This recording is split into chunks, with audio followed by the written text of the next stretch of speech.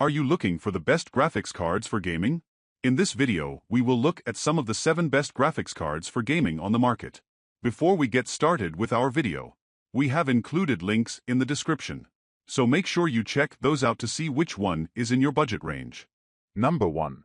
Nvidia GeForce RTX 4070 Super. Nvidia refreshed its 40 series lineup at the start of 2024 with the new supermodels. Of the three, the RTX 4070 Super will likely be of interest to the most people. It inherits the same $599 MSRP as the non-Super 4070, which has dropped to $549 to keep it relevant, with all the latest features of the Nvidia Ada Lovelace architecture. It's slightly better than a linear boost in performance relative to price, which is as good as you can hope for these days. There appear to be plenty of RTX 4070 Super base MSRP models available at retail. We like the stealthy black aesthetic of the Founders Edition, and it runs reasonably cool and quiet, but third-party cards with superior cooling are also available, sometimes at lower prices than the reference card.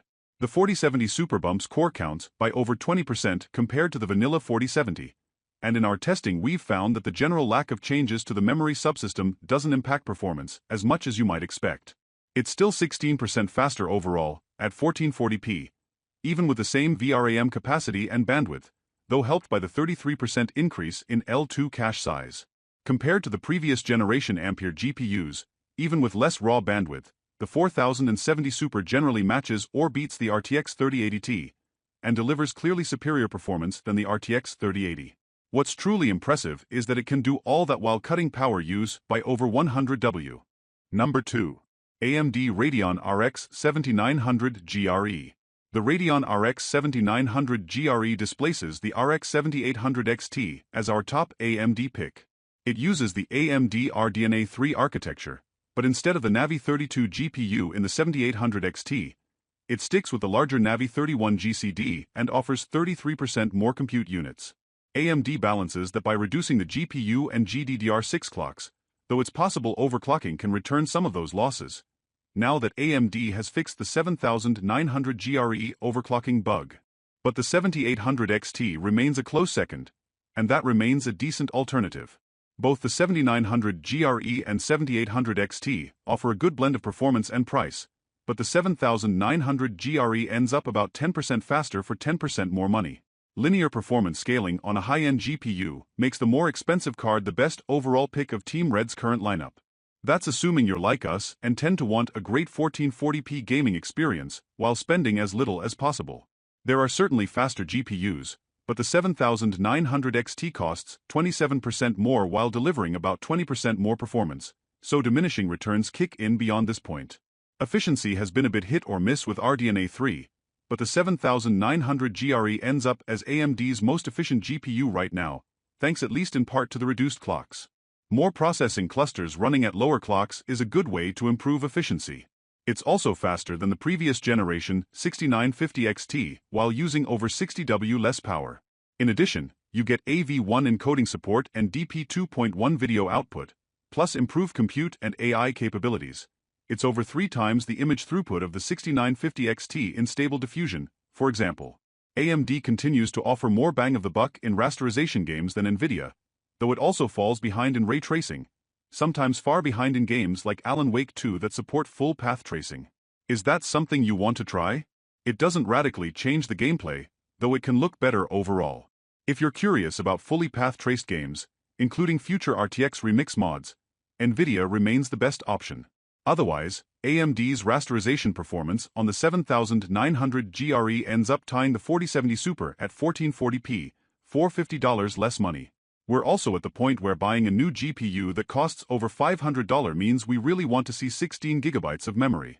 Yes, Nvidia fails in that regard, though in practice it seems as though Nvidia roughly matches AMD's 16 GB cards with 12 GB offerings. There are exceptions of course, but the RX 7900 GRE still checks all the right boxes for a high-end graphics card that's still within reach of most gamers. Number 3. Nvidia GeForce RTX 4070. Nvidia's RTX 4070 didn't blow us away with extreme performance or value, but it's generally equal to the previous generation RTX 3080, comes with the latest Ada Lovelace architecture and features, and now costs about $150 less. With the launch of the RTX 4070 Super, see above, It also got a further price cut, and the lowest cost cards start at around $530. We recently looked at the RTX 4070 versus RX 7900 GRE, and ultimately gave the nod to the Nvidia card. That's based more on the Nvidia ecosystem, including technologies like DLSS and AI features, as well as the very efficient architecture. If you're only interested in performance, the RX 7900 GRE makes a compelling case. Nvidia rarely goes after the true value market segment, but with the price adjustments brought about with the recent 40 series supercards, things are at least reasonable. The RTX 4070 can still deliver on the promise of ray tracing and DLSS upscaling. It only uses 200W of power, often less, and in raw performance it outpaces AMD's RX 7800 XT, slightly slower in rasterization, faster in ray tracing, plus it has DLSS support. Nvidia is always keen to point out how much faster the RTX 40 series is, once you enable DLSS 3-frame generation. As we've said elsewhere, these generated frames aren't the same as a real EA frames and increase input latency. It's not that DLSS 3 is bad, but we prefer to compare non-enhanced performance, and in terms of feel we'd say DLSS 3 improves the experience over the baseline by perhaps 10 to 20%, not the 50 to 100% you'll see in Nvidia's performance charts. The choice between the RTX 4070 and the above RTX 4070 Super really comes down whether you're willing to pay a bit more for proportionately higher performance, or if you'd rather save money. The two offer nearly the same value proposition otherwise, with the 4070 Super costing 13% more while offering 16% higher performance on average. Number 4. AMD Radeon RX 7900 XTX. AMD's Radeon RX 7900 XTX ranks as the fastest current graphics card from AMD, and lands near the top of the charts, with a generational price bump to match. Officially priced at $999, the least expensive models now start at around $900, and supply has basically caught up to demand. There's good reason for the demand, as the 7900 XTX comes packing AMD's latest RDNA 3 architecture. That gives the 7900 XTX a lot more potential compute, and you get 33% more memory and bandwidth as well versus the prior generation. Compared to the RX 6950 XT, on average the new GPU is 44% faster at 4K, though that shrinks to 34% at 1440p and just 27% at 1080p. It also delivers that performance boost without dramatically increasing power use or graphics card size. AMD remains a potent solution for anyone that doesn't care as much about ray tracing, and when you see the massive hit to performance for often relatively mild gains in image fidelity, we can understand why many feel that way. Still, the number of games with RT support continues to grow, and most of those also support Nvidia's DLSS technology, something AMD hasn't fully countered even if FSR2/FSR3 can at times come close. If you want the best DXR/RT experience right now, Nvidia still wins hands down.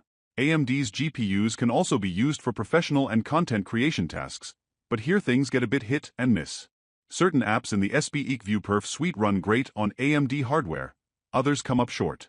However, if you want to do AI or deep learning research, there's no question Nvidia's cards are a far better pick.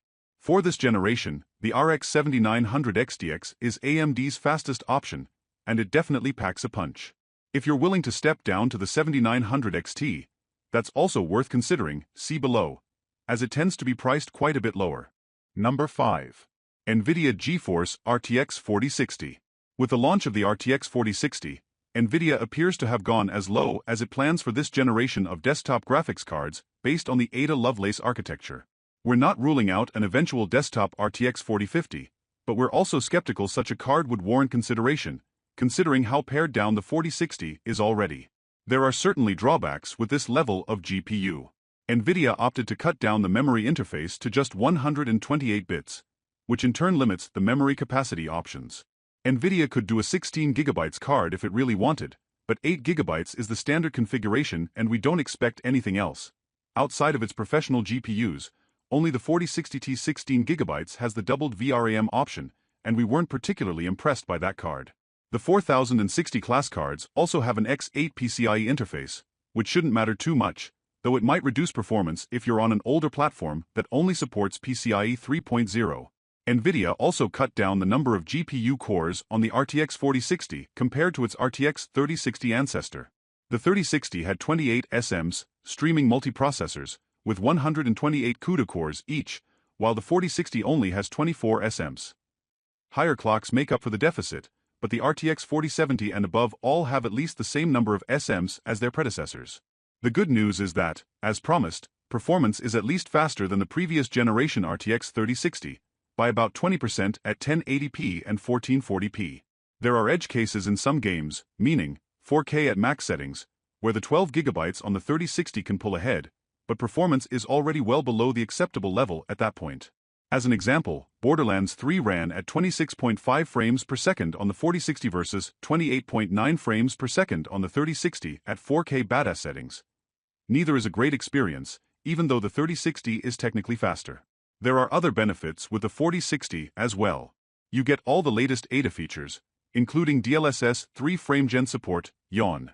Also, the power draw is just 115W for the reference model, and typically won't exceed 125W on overclocked cards, like the Asus Dual OC that we used for testing.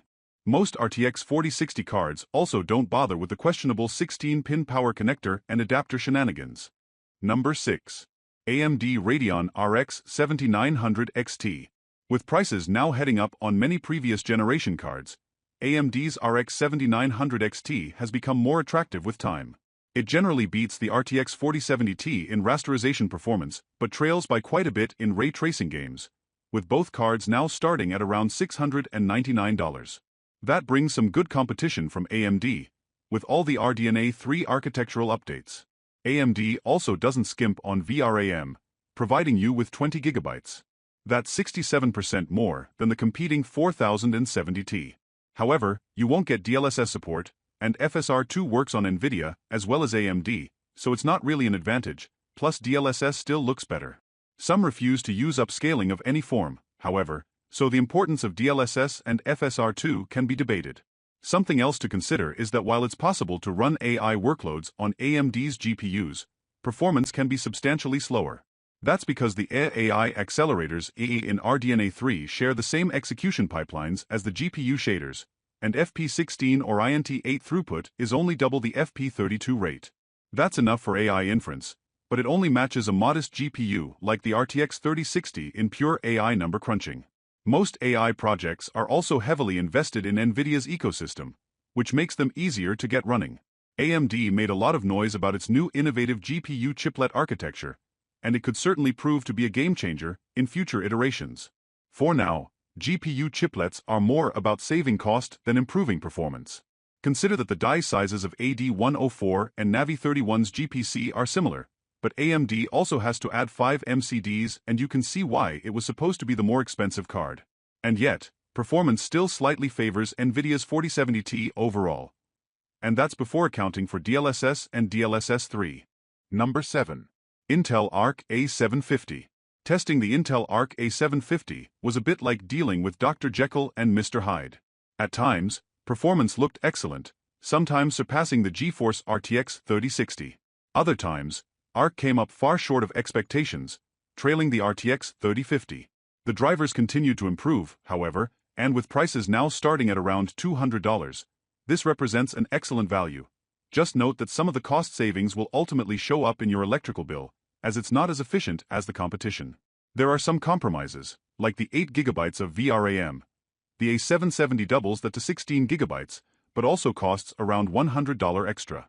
Intel's A750 also has to go up against AMD's RX 7600, which is the primary competition at this price, even if AMD's prices have recently increased.